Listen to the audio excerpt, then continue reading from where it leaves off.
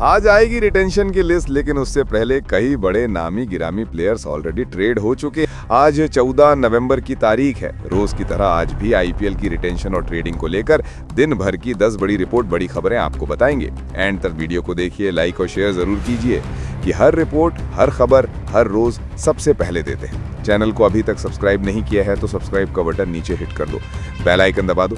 चलिए दोस्तों, शुरुआत कर लेते हैं राजस्थान रॉयल्स के नए कप्तान की खबर के साथ। जी हाँ दोस्तों, जैसे कि हम लगातार हर रोज सुन रहे हैं अब कि किस तरह से चेन्नई सुपर किंग्स और राजस्थान रॉयल्स में ट्रेडिंग की बातचीत चल रही है और राजस्थान रॉयल्स को एक नया कप्तान मिलेगा, लेकिन वो नया कप्तान कौन होगा? कल से ये खबरें आई हैं कि जडेजा की जाने के बाद जडेजा को कमान दी जाएगी राजस्थान रॉयल्स की और जडेजा नए कप्तान होने वाले हैं राजस्थान रॉयल्स के। दरअसल दोस्तों, अब दो खबरें राजस्थान रॉयल्स के खेमे से आ रही हैं। राजस्थान रॉयल्स ने संजू सैमसन को ट्रेड करने की बातचीत अंतिम दौर तक पहुंचा दी। ट्रेडिंग हो रही है, सैमसन जा रहे हैं, लेकिन सवाल राजस्थान में अब ये उठता है कि नया कौन? तो उस परिस्थिति में जवाब इसका ये है कि या तो जायसवाल, जो कि कुमार संकारा के फेवरेट हैं, उनको कमान दी जाएगी, या फिर रविंद्र जडेजा, जो कि नए प्लेयर बनकर आएंगे सैमसन के स्थान पर, उनको कमान दी जाएगी।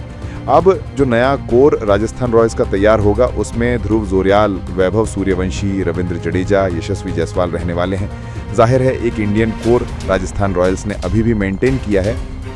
चेन्नई सुपर किंग्स के हवाले से नया कप्तान कौन होगा ये तो ऑलरेडी हम सबको साफ साफ दिख ही रहा है, लेकिन राजस्थान के लिए अब जड्डू और वैभव, माफ के लिए यशस्वी जायसवाल में से किसी एक को चुनना होगा।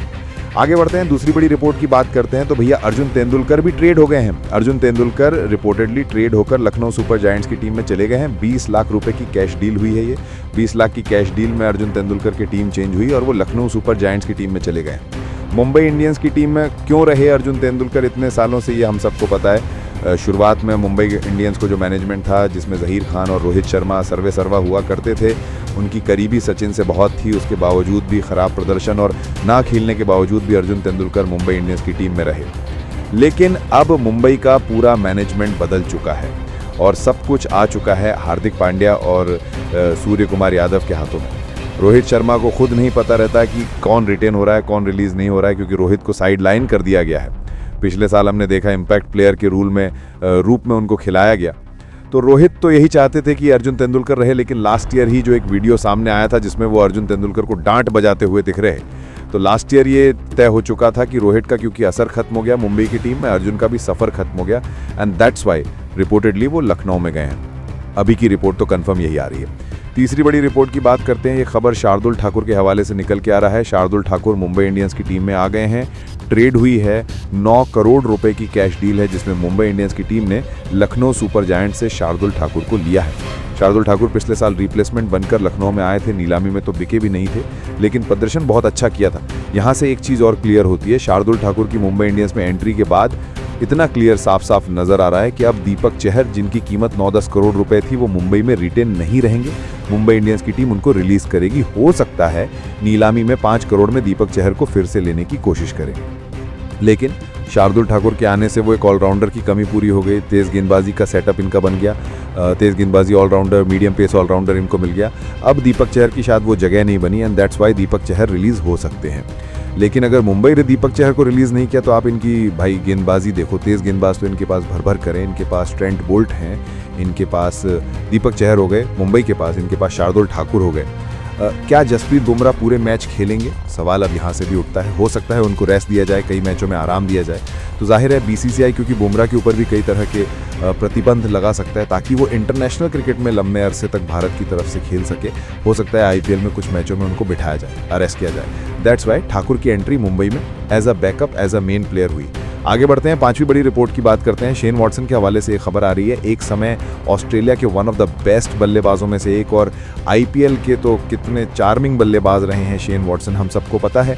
उनकी एंट्री हुई है केकेआर की टीम में एज अ असिस्टेंट कोच। उन्होंने ज्वाइन किया है ब्रावो और अभिषेक नायर, इन दोनों को ज्वाइन करा है शेन वॉटसन ने। तो ये तीनों की जोड़ी जमी है, वॉटसन, ब्रावो और अभिषेक नायर की, जो कि हमें दिखने वाले हैं अब केकेआर के कोचिंग सेटअप में। पिछले साल केकेआर के कोचिंग सेटअप का हिस्सा चंद्रकांत पंडित थे, जो कि डोमेस्टिक क्रिकेट में काफ़ी सफल थे, लेकिन पिछले साल जो डिसीजन हुए ऑक्शन में है जिसमें इन्होंने श्रेयस अय्यर को रिटेन ही नहीं किया और वेंकटेश अय्यर को 23 करोड़ दिया, उसके बाद जो गाज गिराई गई वो इनके कोचिंग सेटअप में चंद्रकांत पंडित को हटा दिया गया, उन पर गाज गिराई गई।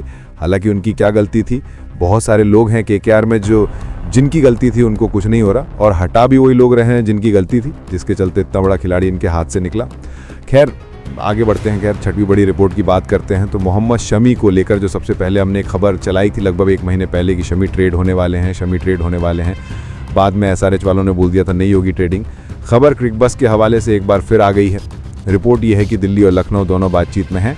शमी लखनऊ जाना चाहते हैं, तो जाहिर है हो सकता है हैदराबाद वाले ना छोड़ना चाहते हो, लेकिन उनके ना छोड़ने से कोई फ़र्क नहीं पड़ता, क्योंकि शमी ने एक इंटरव्यू में बोला था पॉडकास्ट में कि वो चाहते हैं कि वो लखनऊ के हवाले से खेले, क्योंकि यूपी से वो आते हैं, बंगाल की तरफ से उन्होंने क्रिकेट खेला है, यूपी की तरफ से क्रिकेट खेला है। लखनऊ की टीम यूपी बेस्ड टीम है, तो वो लखनऊ के साथ खुद भी खेलना चाहते थे, एंड दैट्स वाई हो सकता है कि एक ट्रेड और हो जाए। जब तक मैं ये वीडियो बना रहा हूँ तब तक इस पर भी ऑफिशियल मुहर लग जाए, या फिर ये भी हो सकता है कि हैदराबाद वाले शमी को मनाने में कामयाब हो जाए। जो भी हो देखा जाएगा, उसके लिए आप चैनल के साथ बने रहिए। टेलीग्राम पर भी ज्वाइन कीजिए, टेलीग्राम की लिंक डिस्क्रिप्शन बॉक्स में है। जो भी रिलीज़ खिलाड़ियों की लिस्ट आएगी ना भाई, सबसे पहले हमारे टेलीग्राम पेज पर जुड़ेगी। कोई भी ट्रेड होती है तो सबसे पहले हमारे टेलीग्राम पेज पर जुड़ जाती है। 24 घंटे 12 महीने IPL का कवरेज चलते हैं। डिस्क्रिप्शन बॉक्स में लिंक है, ज्वाइन कर लो। आगे बढ़ते हैं 7वीं बड़ी रिपोर्ट की। 7वीं बड़ी खबर की बात करते हैं तो RCB की टीम को नया होम मैदान मिल सकता है। पुणे का MCA स्टेडियम तैयार हो रहा है और महाराष्ट्र क्रिकेट एसोसिएशन की RCB वालों के साथ बातचीत चल रही है, जिसमें वो तैयार हैं पुणे के स्टेडियम को RCB का होम ग्राउंड बनाने के लिए। हालांकि पुणे की दूरी मुंबई से करीब है। अगर RCB की टीम अपने मैचेस पुणे में खेलती है तो क्या मुंबई के सपोर्टर्स नहीं रहेंगे वहाँ, देखने वाली बात होगी।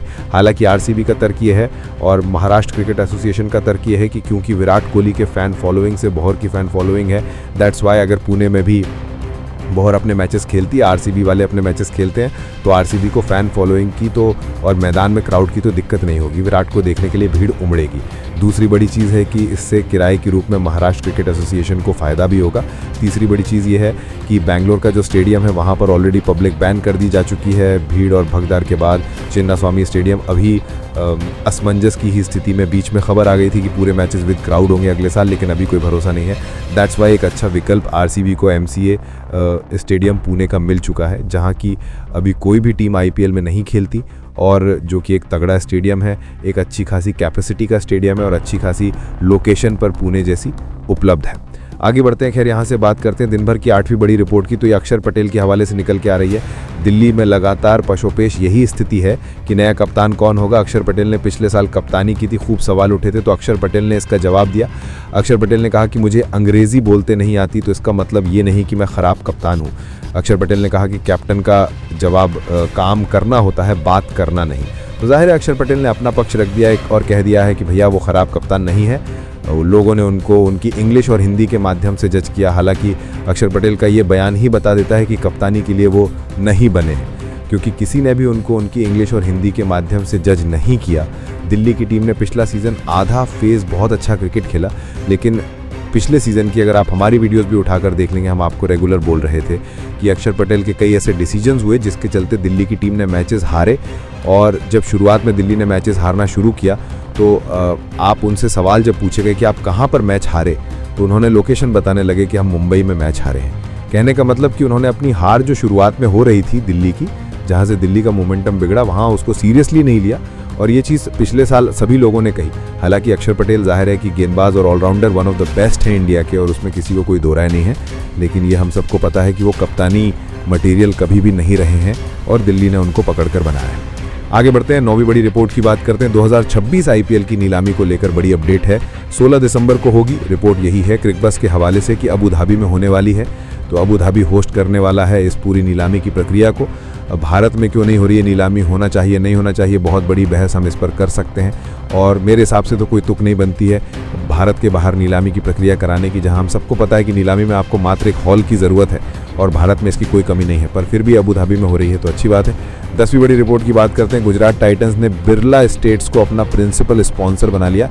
पिछले साल तक ड्रीम 11 कंपनी इनकी प्रिंसिपल स्पॉन्सर थी, जिनके शर्ट पे आगे नाम होता है, लेकिन क्योंकि फैंटेसी क्रिकेट बैन हो चुका है इंडिया में, अब ड्रीम 11 जाहिर है ख़त्म हो चुकी है।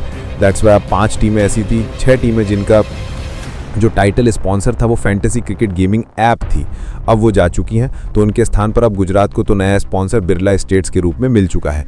तो जाहिर है, जैसा कि मैंने आपको पहले भी बोला था, बहुत सारे लोग बोल रहे थे फैंटेसी क्रिकेट बैन हो गया, खत्म हो जाएगा। ऐसा नहीं है भाई। फैंटेसी क्रिकेट जो भारत में परवान चढ़ा वो 2018-19 के दौर में चढ़ा, उससे पहले भी होता था और खूब फला फूला। आईपीएल कभी भी फैंटेसी क्रिकेट या गेमिंग ऐप के बल पे चला ही नहीं। आईपीएल ऑलरेडी इतना तगड़ा बिजनेस है क्योंकि लोग क्रिकेट देखना इतना पसंद करते हैं कि उन्हें फ़र्क नहीं पड़ता कि स्पॉन्सर कहाँ का कौन आ रहा है। और क्योंकि इतने ज़्यादा लोग क्रिकेट देखते हैं ऑलरेडी, जाहिर है भाई कोई भी स्पॉन्सर कर देगा, ज़रूरत नहीं है कि सिर्फ फैंटेसी ऐप की ही। एंड दैट्स वाई वो चीज़ अब हम होते हुए देख रहे हैं। तो काइंड ऑफ एक पॉजिटिव बदलाव अब हम आईपीएल में देखेंगे, जहां बिना फैंटेसी क्रिकेट के भी आईपीएल जो 2019-20 से पहले देखा जाता था वैसा ही देखा जाएगा और उसी तरीके से देखा जाएगा और उतने ही उत्साह के साथ देखा जाएगा। और ये जितना भी चला रहे हैं फैंटेसी ऐप वाले कि भैया फैंटेसी ऐप बैन हो गया, अब क्या होगा भाई, सब समझ में आ जाएगा। आप देखते जाओ, क्रिकेट बंद नहीं होता आपके कहने से। और आप नहीं चला रहे थे क्रिकेट, है ना। हाँ, आपने जिस तरह का माहौल बनाया हुआ था वो सबको समझ में आ रहा था और उसी को लेकर ये बैन लगाया था भारत की सरकार ने, और बहुत सही बैन लगाया था। और उसके बावजूद